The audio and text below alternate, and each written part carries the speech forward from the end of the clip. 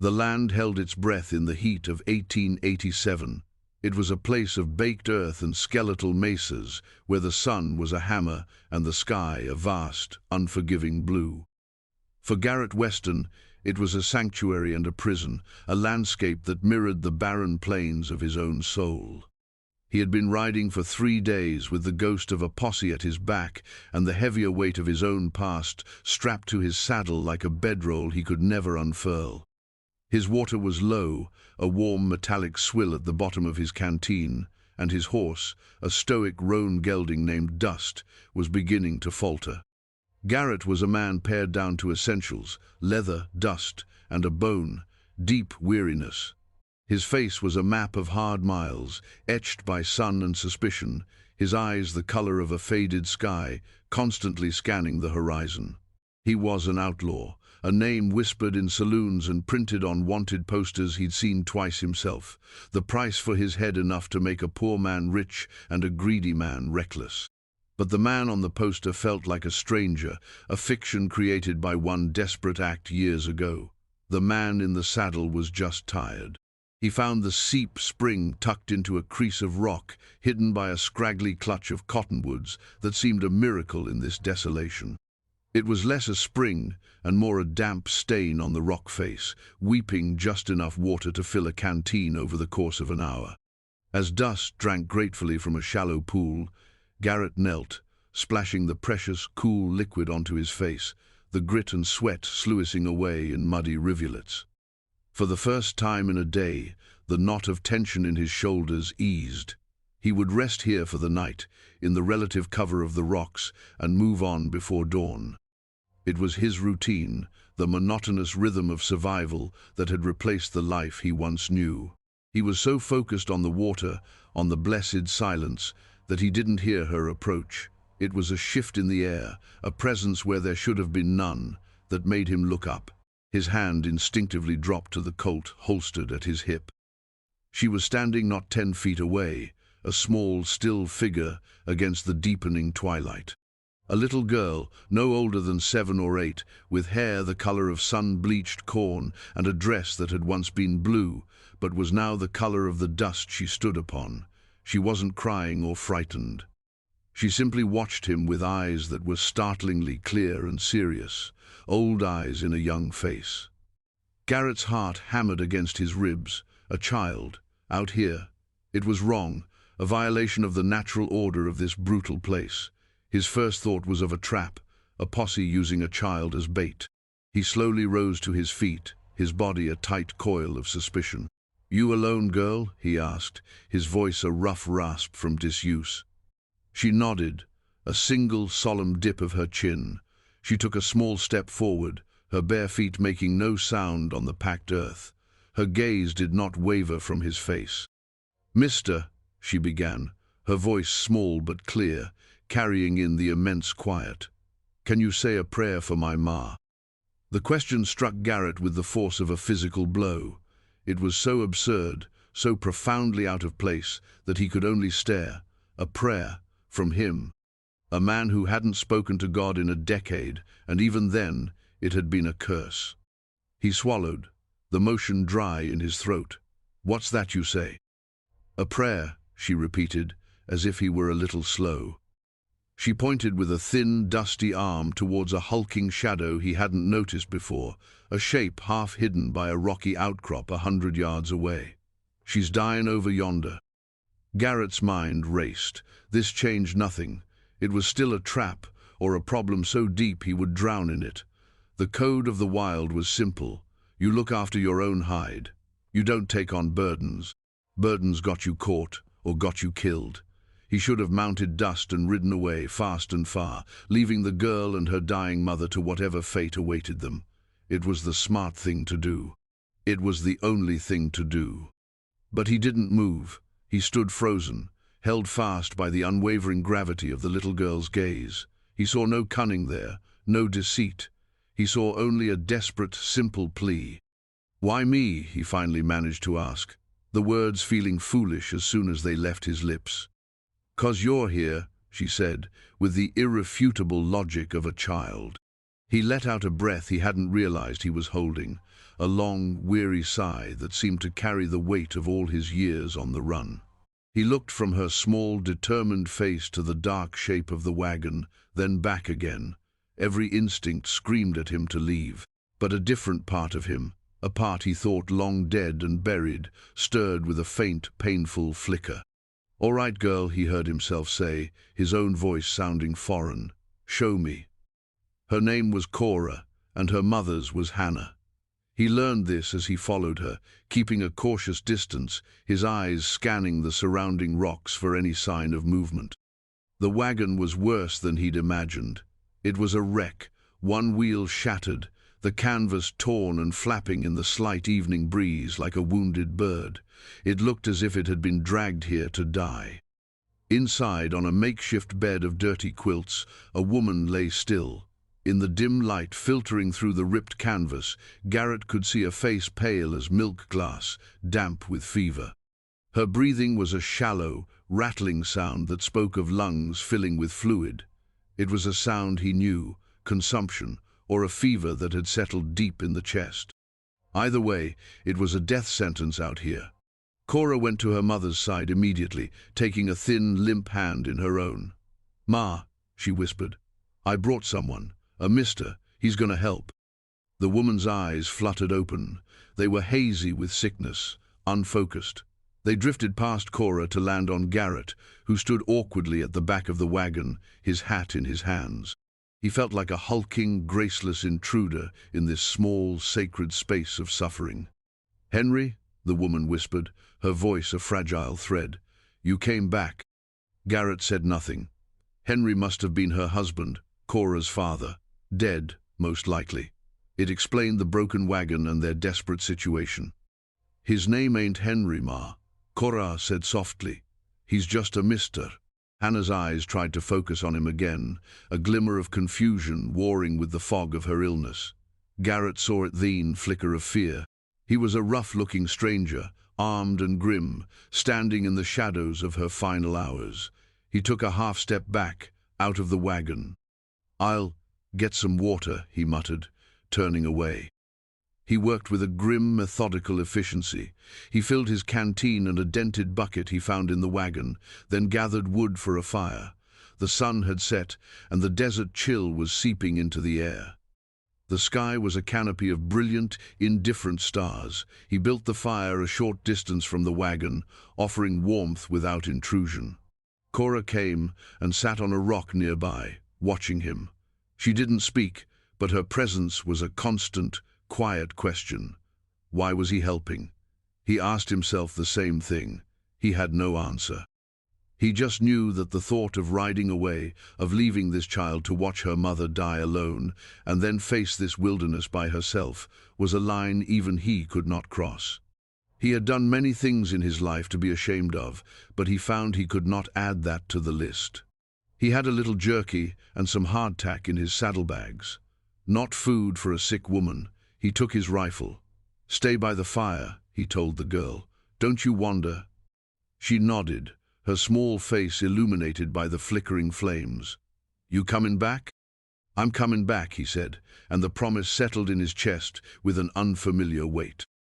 An hour later, he returned with a rabbit. He skinned and cleaned it with practiced motions, his mind blessedly empty, focused only on the task. He boiled the meat in the dented bucket, making a thin, weak broth. He didn't know if it would do any good, but it was something. It was an action, and action was better than the suffocating stillness of watching a person fade from the world. He gave a cup of the broth to Cora. She held it in both hands, sipping it slowly, her eyes never leaving his face. He took another cup to the wagon. "Ma'am," he said quietly from the opening, "I brought you something." He had to help Cora lift her mother's head. Hannah managed a few spoonfuls, her eyes closed, before she turned her head away with a soft moan.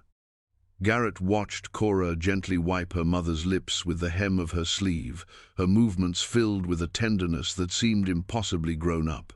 He felt a sharp, painful pang in his chest, a memory of another small hand, another sick room, a lifetime ago.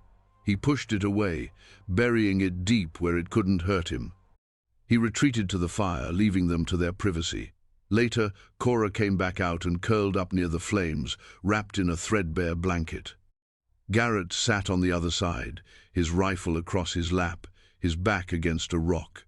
He was supposed to be watching for danger from without, but the real siege was taking place within that broken wagon. "She talks about the ocean sometimes," Cora said into the silence. Garrett looked at her. "The ocean?" "Yes, sir. She says it's bigger than the whole sky, and it sings a song. We was going there, after we saw Pa's brother in California. Pa died of a fever back in Texas. Ma said we had to keep going west, said there was nothing for us back there." She pulled the blanket tighter. "I ain't never seen an ocean." "It's big," Garrett said, his voice quiet and loud. He had seen it once, as a boy, before his life had turned down this hard, dusty road. "Is it pretty?" "Yeah, kid, it's pretty." They fell silent again, the fire popping and hissing between them. He watched the girl's eyelids begin to droop. He had spent years cultivating solitude, perfecting the art of being alone. Now, the presence of this small, breathing child felt both like a terrible risk and a strange, fragile comfort. He was anchored here, for now. "Mister?" she mumbled, her voice thick with sleep. "Yeah? You ain't said the prayer yet." Garrett looked towards the wagon, at the darkness where Hannah lay dying.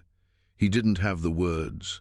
He didn't know how to talk to a God he no longer believed in, to ask for a miracle he knew wouldn't come. "Not yet," he said softly. "Go to sleep, Cora." He watched her until her breathing deepened into the steady rhythm of sleep.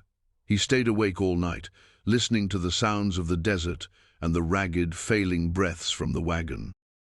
He was a sentry at the gates of death, a damned man standing guard over the last moments of a stranger's life, and he had never felt more useless. The next day passed in a haze of heat and quiet dread. Hannah drifted in and out of consciousness. In a moment of clarity, she looked at Cora, then at Garrett, who was mending a piece of harness nearby. "You're a good man," she whispered, her voice so faint he barely caught it. Her eyes were clear for a moment, and they held not fear, but a kind of resigned understanding. She didn't mistake him for her husband this time. She saw him for what he was, a stranger who had stayed. "You'll look after her?" It wasn't a question. It was a statement, a transfer of a sacred trust. Garrett felt the words brand him. He could only nod, his throat too tight to speak. She closed her eyes, and a single tear tracked a clean path through the grime on her cheek. He and Cora worked in a strange, silent partnership. He reinforced the shattered wheel as best he could, knowing it was futile. She washed her mother's face with cool water from the spring. They shared another meal of rabbit and hardtack, the terse, functional interactions of the day before softened into a shared routine, a fragile domesticity forged in the shadow of impending loss. He found himself watching her, this tiny, resilient creature who faced the unthinkable with a courage he could only marvel at. She was made of stronger stuff than he was. The air began to change late in the afternoon. The sky to the west turned a sickly yellow-brown, and the wind picked up, carrying a sharp, biting grit, a dust storm. Garrett had been caught in them before. They were blinding, choking things that could strip the paint from a wagon and a man of his senses. "Get in the wagon," he told Cora, his voice urgent. "Get under the quilts, cover your face." He secured Dust as best he could in the lee of the rock face, giving him the last of the water. He pulled the torn canvas of the wagon down, trying to secure it against the coming gale. The world was shrinking, the horizon vanishing behind a rolling wall of ochre dust. It was then that he saw them, two riders coming in fast from the north, trying to outrun the storm. They weren't a posse. They were hard-looking men, riding with a purpose that set every nerve in Garrett's body on edge. They were headed directly for the cottonwoods, for the water, for the wagon. He ducked back behind the rocks, his heart pounding. He had a terrible feeling he knew who they were. Pa's brother, Cora had said. What if he wasn't the kindly relative they had hoped to find? The men reined in their horses near the spring, their faces wrapped in bandanas against the first tendrils of the storm. One was a broad, powerfully built man with a cruel set to his mouth. The other was younger, slighter, with the same mean eyes. "There it is," the older one grunted, dismounting and striding towards the wagon. "Just like Jed said, broken down right where he left 'em." "What about the woman, Pa?" the younger one asked, his eyes darting around nervously. "She's probably dead already," the man, Arthur McBride, spat. "Don't matter, it's the box I want. And the girl, we take the girl back. She's my blood, after a fashion. Can't have her wandering loose." His voice held no familial warmth, only the cold calculus of possession. Garrett's blood ran cold. These were the Vultures. They hadn't come to help, they'd come to pick the bones. He slipped the thong off the hammer of his Colt. He had wanted no trouble. He had wanted only to be left alone. But trouble had come looking for him, and it was threatening the one thing he had inexplicably begun to care about. McBride ripped the canvas aside and peered into the wagon. "Hannah, you in there?" He received no answer but the rattling breath of the dying woman. He turned to his son. "Get in there. Find the lockbox. Should be under the seat." The younger man hesitated. "Pa, the storm." "Get in there, boy," Arthur roared over the rising howl of the wind. From inside the wagon, there was a small cry of protest. "You leave her alone." It was Cora. Garrett saw Arthur McBride's face twist in anger. He strode to the back of the wagon and reached inside. A moment later, he dragged Cora out, her small body struggling against his iron grip. "Got a mouth on you, do you?" he snarled, shaking her. "Just like your mother. Always thinking you were better than us. Where's the deed, girl? The deed to that land?" "I don't know," Cora cried, tears finally streaming down her face. "Let me go. My ma needs me." That was it. The world narrowed to that single brutal image, the large, cruel man and the terrified child. The years of running, of hiding, of telling himself he was no good, it all fell away. In that moment, he wasn't Garrett Weston, the outlaw. He was the man who had promised a dying woman he would look after her child. He stepped out from behind the rock. "Let the girl go," he said. His voice was quiet, almost conversational, but it cut through the wind. McBride and his son spun around, startled. They saw a tall, dust-covered figure, a rifle held loosely in one hand, a revolver strapped to his hip. They saw the cold, flat look in his eyes, the look of a man who had nothing left to lose and had just found something worth fighting for. "Who in the hell are you?" Arthur McBride demanded, his hand moving towards his own sidearm. He kept his grip on Cora. "I'm the man telling you to let her go," Garrett said, taking a slow step forward. The wind whipped his coat around him, and the air was thick with dust. "This is your only warning." The younger man looked terrified, but Arthur McBride was a bully, and bullies are cowards at heart, but proud. "This ain't your business, stranger. This is family matters." "You made it my business when you laid a hand on her," Garrett replied, his eyes never leaving McBride's. "Now, for the last time, let her go." He saw the decision in McBride's eyes. The man was calculating his chances. He thought Garrett was alone, that he could be taken. He made his choice. He shoved Cora to the ground and drew his gun. It was a fatal mistake. McBride was fast, but he was angry and clumsy. Garrett's draw was a fluid, economical motion born of long, lonely practice and life-or-death necessity. The Colt seemed to leap into his hand. His shot was a single, deafening crack that was almost swallowed by the storm. Arthur McBride staggered back, a look of stunned surprise on his face, his gun falling from nerveless fingers. He clutched at his chest, a dark stain blossoming on his shirt, and then collapsed into the dust. The younger man stared, paralyzed with horror, at his fallen father. He looked at Garrett, who now had the revolver leveled at his chest. He let out a strangled sob, dropped his own gun belt, and scrambled onto his horse. He spurred it mercilessly, disappearing into the blinding, swirling wall of dust. Garrett didn't watch him go. He kept his gun raised for a long moment, his ears ringing, the wind tearing at him. Then, slowly, he lowered it. The storm was upon them in full fury. He turned and ran to Cora, who was huddled on the ground, shaking. He scooped her into his arms and carried her back to the relative shelter of the rocks by the spring. He held her tight against his chest, shielding her small body with his own as the world dissolved into a maelstrom of wind and sand. He could feel her trembling, hear her quiet, frightened sobs. He said nothing, only held her, offering the silent, solid proof that she was not alone. The storm raged for what felt like an eternity, and then, as quickly as it had come, it passed. The wind died down, leaving behind a strange, muffled silence and a world remade in shades of brown. The air was still thick with dust, and the sun was a pale, hazy disk in the sky.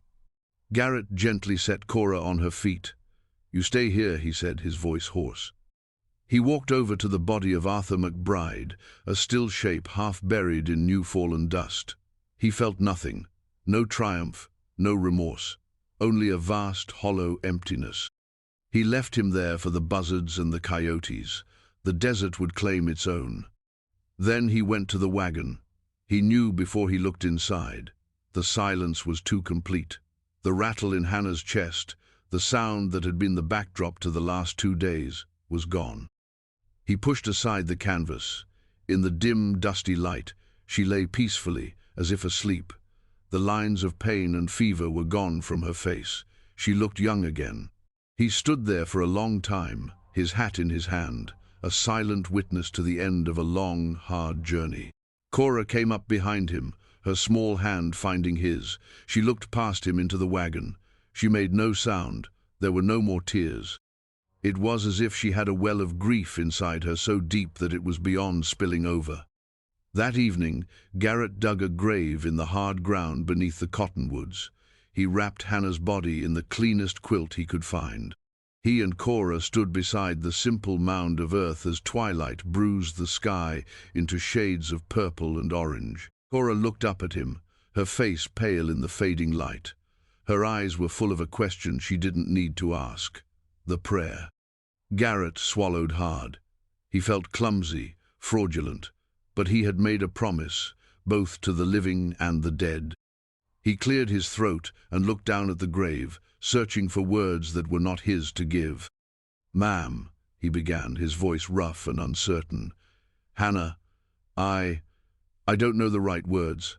I'm not a praying man, but your daughter, Cora, she's safe. I promise you that. I'll look after her. I'll get her to that ocean you told her about. I swear it." He paused, the silence of the desert pressing in. "May you find your peace. Amen." It was a poor prayer, clumsy and broken, but it was all he had. It was the truest thing he had said in years. He felt Cora's hand tighten on his. They left the next morning. Garrett salvaged what he could from the wagon, the lockbox with the deed, a few of Hannah's belongings, and a small, worn book of stories. He lifted Cora onto Dust's saddle in front of him, and they rode west, away from the broken wagon and the fresh grave. The land was still vast and empty, the sun still relentless. Garrett Weston was still an outlaw with a price on his head. But something had fundamentally changed. He was no longer just running from something. He was riding towards something. He had a purpose now, a small, warm weight in the saddle before him, a silent promise to keep.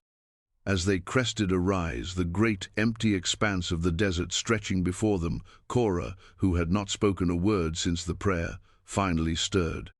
"Mr. Garrett," she asked quietly. "Yeah, Cora? Is the ocean still very far away?" Garrett looked out at the horizon, at the endless miles of rock and dust. He thought of the life he was leaving behind and the completely unknown future ahead. For the first time in a long time, the emptiness didn't feel like a prison. It felt like a beginning. "Yeah, kid," he said, and a small, unfamiliar warmth spread through his chest. "But we'll get there."